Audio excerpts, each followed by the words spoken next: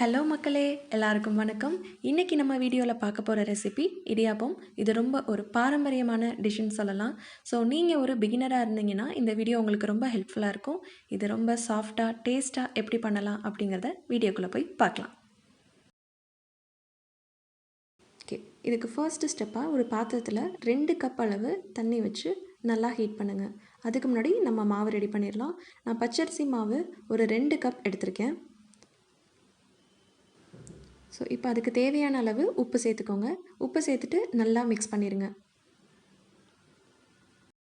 அடுத்து இடியாப்பம் வேகிறதுக்கு ஒரு இட்லி பாத்திரத்தில் பாதி அளவு தண்ணி விட்டு கொஞ்ச நேரம் கொதிக்க விடுங்க. அடுத்து இப்போ நம்ம இறக்கி வச்சுருக்க சுடு தண்ணியில் கொஞ்சம் கொஞ்சமாக தண்ணி ஆட் பண்ணி நல்லா மாவோட மிக்ஸ் பண்ணுங்கள். நல்லா மிக்ஸ் பண்ணி ஒரு சப்பாத்தி மாவு பதத்துக்கு நீங்கள் எடுத்து வச்சுக்கோங்க. தண்ணி ஹீட் ஆகிடுச்சு.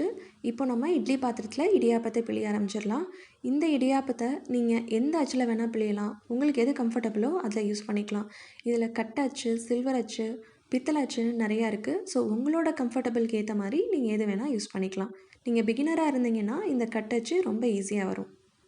எப்போவுமே இடியாப்பம் பிழியிறப்ப நீங்கள் அச்சில் ரொம்ப ரொம்ப சின்ன அச்சு, அதாவது சின்ன ஹோல் இருக்கிற அச்சு நீங்கள் யூஸ் பண்ணிங்க அப்படின்னா உங்களுக்கு ரொம்ப தின்னாக அழகாக வரும்.